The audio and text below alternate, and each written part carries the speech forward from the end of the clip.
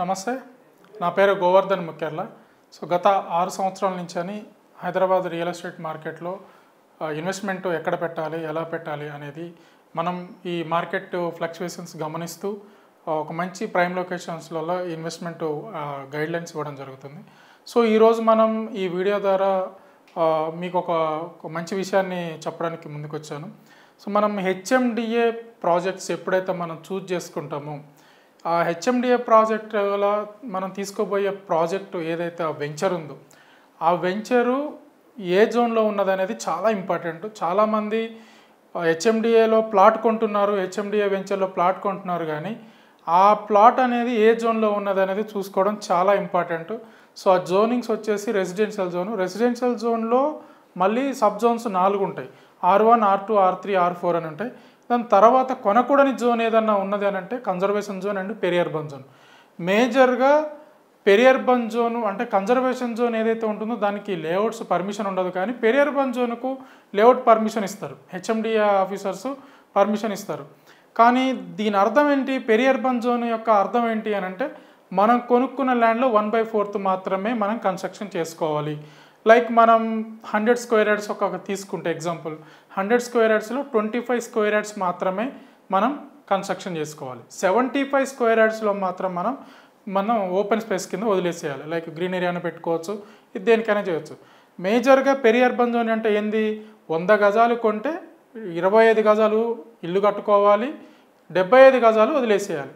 Residential zone అనుకోండి, మీకు ఎలాంటి ప్రాబ్లం ఉండదు, మీరు కొనుక్కున్న ల్యాండ్ అంతా కూడా యూజ్ చేసుకోవచ్చు, ల్యాండ్ అంతా కూడా కన్స్ట్రక్షన్ చేసుకోవచ్చు. కాబట్టి మరి ఎలా తెలుస్తుంది మాకు, మేము ఎలా చూసుకోవాలి ఏంటి అనేది ఒకసారి మేజర్గా ఏంటంటే మనం ఏ ఏజెంట్ ద్వారానైతే మనం ఏ కంపెనీ ద్వారానైతే మనం ప్రాజెక్ట్ చూడడానికి వెళ్తున్నామో, ఎవరి ద్వారానైతే మనం ప్రాజెక్ట్ చూడడానికి పోతున్నామో సింపుల్గా వాళ్ళని అడగాలి. వాళ్ళని అది ఏ జోన్లో ఉన్నదో ఫస్ట్ ఆఫ్ ఆల్ వాళ్ళని అడగాలి. వాళ్ళు కొంతమంది మిమ్మల్ని రాంగ్ డైరెక్షన్ చేసే అవకాశం కూడా ఉంటుంది. అది ఈజీగా రెసిడెన్షియల్ జోనే ఏం కాదు ఏంది అని చెప్పేసి అంటారు. అయితే ఇక్కడ ఒక ముఖ్య విషయం మీకు ఒకటి చెప్పాలి. ఈ జోనింగ్ సిస్టమ్ అనేది 2017 బిఫోర్ అంటే 2016 డిసెంబర్ వరకు వచ్చిన వెంచర్స్ ఏవైతే ఉన్నాయో ఆ లోపు వచ్చిన వెంచర్స్కి జోనింగ్ ఇంపాక్ట్ అవ్వవు. అది ప్రస్తుతం యాజ్ పర్ అది పెరియర్బన్ జోన్ ఉన్నా, కన్జర్వేషన్ జోన్ ఉన్నా, మన రెసిడెన్షియల్ జోన్ ఉన్నా కానీ 2016 లోపు లేఅవుట్ పర్మిషన్ వచ్చిన ఏ వెంచర్లనైనా మీరు బంగారం లెక్క ప్లాట్ తీసుకోవచ్చు. 2016 తర్వాత అంటే 2017 జనవరి నుంచి ఎల్పి నెంబర్ వచ్చిన ఏ ప్రాజెక్ట్ అయినా సరే హెచ్ఎండిఏ 2031 మాస్టర్ ప్లాన్ ప్రకారంగా ఏ జోన్ అయితే ఇంపాక్ట్ అవుతుందో ఆ జోను కంపల్సరీ ఇంపాక్ట్ అవుతుంది ఆ వెంచర్కి. ఇది ఎలా తెలుసుకోవాలి ఏంటి అనేది మనం ఒకసారి సింపుల్గా మనం మీకు ఈ మ్యాప్ ద్వారా వివరించడం జరుగుతుంది. ఒకసారి మనం మ్యాప్ అబ్జర్వ్ చేద్దాము. అసలు ఏ జోన్కు ఎలాంటి మార్కింగ్స్ ఉంటాయి, ఎలా డివైడ్ చేశారు ఏందనేది ఒకసారి మనం ఇందులో చూస్తే సింపుల్గా ఇదంతా కూడా ఎగ్జాంపుల్గా నేను మనకు కన్జర్వేషన్ జోన్ ఎక్కువగా ఉన్న జోన్ వచ్చేసి కందుకూరు, శ్రీశైలం హైవేలో కందుకూరు అనేది హెచ్ఎండిఏ జోను.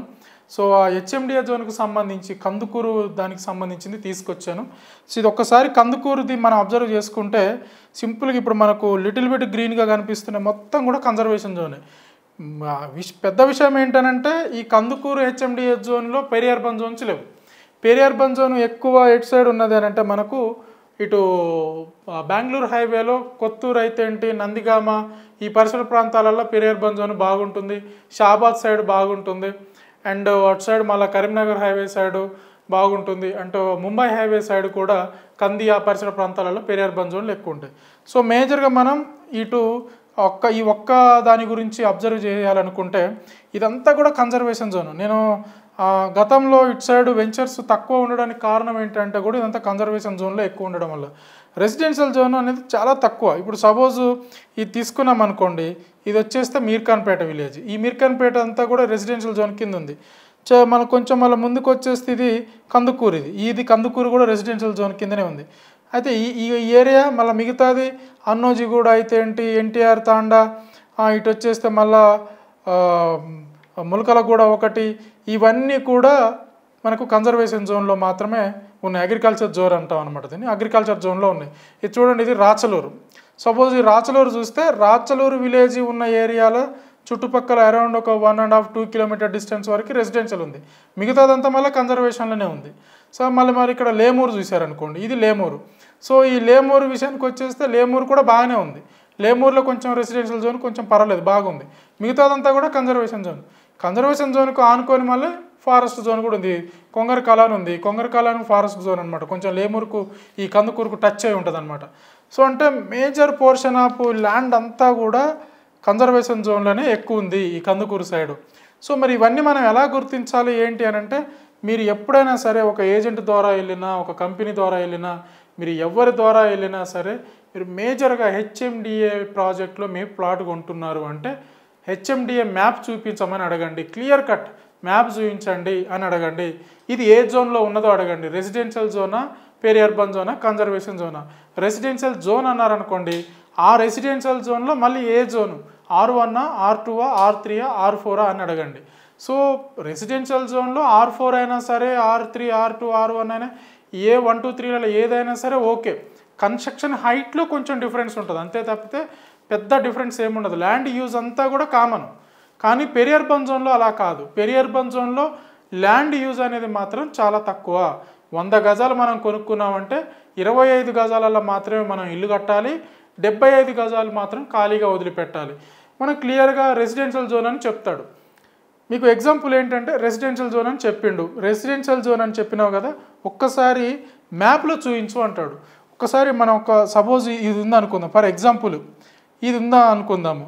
ఇప్పుడు సపోజ్ ఈ 1, 2, 3, 4 ఈ 3 సర్వే నెంబర్లతోటి ఈ 3 సర్వే నెంబర్లు ఉన్న ల్యాండు ఆయన వెంచర్ వేసిండు.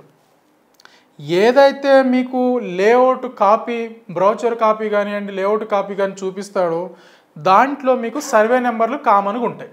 సో ఆ సర్వే నెంబర్లు బౌండరీ ఎలాగనైతే ల్యాండ్ ఉంటుందో సేమ్ యాజ్ ఇట్ ఈజ్ మీకు బ్రౌచర్లో లేఅవుట్లో కనిపిస్తుంది, వాళ్ళు ఇచ్చిన లేఅవుట్ డిజైన్లో కనిపిస్తుంది.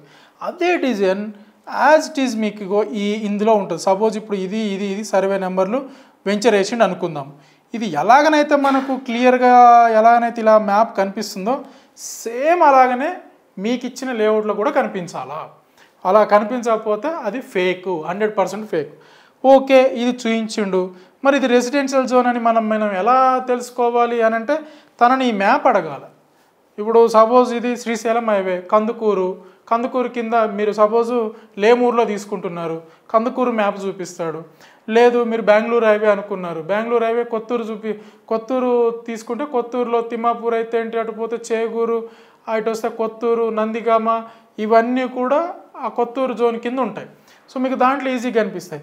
ఇవన్నీ ఎక్కడ ఉంటాయి, ఎలా ఉంటాయి అని అంటే ఇక్కడ మనం సింపుల్గా ఇది ఒక్కటి అబ్జర్వ్ చేసుకుంటే ఇలా ఈ మార్కింగ్స్ దేనికి యూజ్ అనేది ఈ మార్కింగ్స్ మొత్తం ఉంటుంది అనమాట. మనం చాలా జాగ్రత్తగా అబ్జర్వ్ చేయాలి. తను చెప్పినా కానీ ఇఫ్ ఇన్ కేస్ ఇది ఒక్కసారి మీకు డీప్గా చెప్పడే ప్రయత్నం చేస్తా.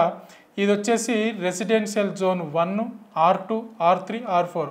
మీకు ఇవన్నీ కూడా మేజర్, ఇవన్నీ పక్కన పెట్టేస్తే అంటే గవర్నమెంటు హెచ్ఎండిఏ డిపార్ట్మెంటు రెసిడెన్షియల్ జోన్కు లేఅవుట్ పర్మిషన్ ఇస్తుంది, పెరి అర్బన్ జోన్లో ఉన్న ల్యాండ్కు లేఅవుట్ పర్మిషన్ ఇస్తుంది. మిగతాది ఏదైతే conservation zone, bio conservation zone, ఇక డిఫరెంట్ ఆఫ్ జోన్లు ఉన్నాయో వాటిలలో మాత్రం ఇవ్వదు. కానీ మేజర్గా ఇచ్చేది ఏంటంటే ఏరియాలలో ఇస్తుంది. కొన్ని మ్యానుఫ్యాక్చరింగ్ జోన్ కూడా ఉంటుంది, వర్క్ సెంటర్ జోన్ కూడా ఉంటుంది. అంత పెద్ద వర్క్ సెంటర్ జోన్లలో వెంచర్లు ఇవ్వరు, అంత పెద్ద మ్యానుఫ్యాక్చరింగ్ జోన్లలో కూడా వెంచర్లు వేయరు. కమర్షియల్ యూజ్ జోన్ ఉంటుంది, కమర్షియల్ యూజ్ జోన్లలో కూడా పెద్దగా వెంచర్స్ అయితే రావు, 99.9% రావు, తక్కువ. మేజర్గా మనకు వచ్చే హెచ్ఎండిఏ వెంచర్ అంటేనే రెసిడెన్షియల్ జోన్, అంతే, ఇంకా సింపుల్. పెరి అర్బన్ జోన్ కాదు, వేరే జోన్ కాదు. సో పెరి అర్బన్ జోన్ ఎలా ఉంటుందంటే ఇది డాట్లుగా ఎల్లో కలరే ఉంటుంది, డాట్స్ ఉంటుంది. ఇక్కడనే మనం మోసపోతాం. ఎల్లో కలర్ ఉంటుంది, లైన్గా ఉంటుంది, మనకు ఎల్లో కలర్ ఉంటుంది, లైన్గా గీతలు ఉంటాయి, అది రెసిడెన్షియల్ జోను. ఎల్లో కలర్ ఉండి డాట్స్ ఉంటుంది, ఎల్లో కలర్ ఉండి డాట్స్ ఉంటేనేమో పెరి అర్బన్ జోను. సో ఇదంతా ఓకే, ఒక పార్ట్ అయిపోయింది. నెక్స్ట్ ఏంటి అని అంటే సింపుల్గా మీరు గూగుల్లోకి వెళ్ళి మా హెచ్ఎండిఏ 2031 మాస్టర్ ప్లాన్ అని గూగుల్ చేస్తే మీకు అందులో లైబ్రరీ అని ఒకటి ఓపెన్ అవుతుంది, లేదా హెచ్ఎండిఏ మాస్టర్ ప్లాన్ 2031 అని కూడా ఓపెన్ అవుతుంది. మేజర్ ఏంటంటే మీరు ఎప్పుడైతే HMDA master plan 2031 master plan అని మీరు గూగుల్లో సెర్చ్లో టైప్ చేస్తారో, టైప్ చేసి ఓకే చేసిన తర్వాత మీకు లైబ్రరీ అని వచ్చింది, ఓపెన్ చేసుకోండి. దాంట్లో మీరు తీసుకోపోయే వెంచర్ ఏ ప్రాంతంలో ఉన్నదో మీకు ఈజీగా తెలుస్తుంది. ఆ మ్యాప్ డౌన్లోడ్ చేసుకోండి, జూమ్ చేయండి, చూడండి, క్లీన్గా అబ్జర్వ్ చేసి తీసుకోండి. సో ఇది విషయం. సో మీకు క్లియర్గా దీంట్లో ఇంకొక విషయం కూడా ఏం చెప్పబోతున్నానంటే, ఇదంతా కందుకూరు అంటే ఫ్యూచర్ సిటీ. ఫ్యూచర్ సిటీ రేపటి రోజున భవిష్యత్తులో ఎఫ్సిడిఏకు సపరేట్ మ్యాప్ వస్తుంది. మీరు చాలా జాగ్రత్త పడాల్సింది ఏంటంటే, కందుకూరు అనే మండలంలో, కందుకూరు హెచ్ఎండిఎస్ జోన్లో ఇదంతా కన్జర్వేషన్ జోనే. ఈ కన్జర్వేషన్ కాస్త రేపు రెసిడెన్షియల్ జోన్ అవుతుందా అంటే అవ్వకపోవడానికి అవకాశం చాలా ఎక్కువ, కానీ పెరి అర్బన్ జోన్ అయ్యే అవకాశాలు ఎక్కువ ఉన్నాయి. ఎందుకంటే గతంలో ఉన్న మ్యాప్లు మేము గతంలో ఉన్నది కూడా అబ్జర్వ్ చేసుకుంటే first at a time agriculture కింద జోన్ కింద ఉన్నది వెంటనే రెసిడెన్షియల్ జోన్ కింద తీసుకురావట్లే. కొన్ని ప్రాంతాలలో కన్జర్వేషన్ని రెసిడెన్షియల్ జోన్ కింద పెడతాడు. కొన్ని యూజ్ రెసిడెన్షియల్ తెచ్చుకోవాలనుకుంటే కనుక R1, R2, R3, R4 పెడతారు. But end of the day కొంత ఏదైతే పెరి అర్బన్ జోన్ ఉందో అది ఎక్కువ ఉండే అవకాశం ఉంది. ఎవరైతే అగ్రికల్చర్ ల్యాండ్లు కొనాలని ముందుకెళ్తున్నారో మీరు మాత్రం కొంచెం జాగ్రత్తగా, కొంచెం మీరు ఒక ముందు ఆచితూచి అడిగేసి మీరు ఆ ల్యాండ్లు తీసుకోండి. ఎందుకంటే ఈ కన్జర్వేషన్ జోను చెప్పలేం, భవిష్యత్తులో government master plan 2050 master plan తీసుకురాబోతుంది.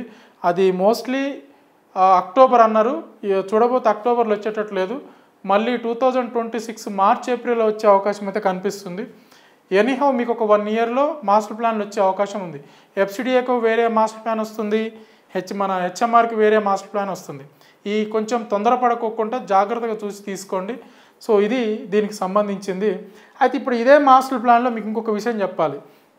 ఇదే మాస్టర్ ప్లాన్లో చెరువులు ఎక్కడున్నాయో కూడా ఈ మాస్టర్ ప్లాన్లో మెన్షన్ చేసి ఉంటుంది.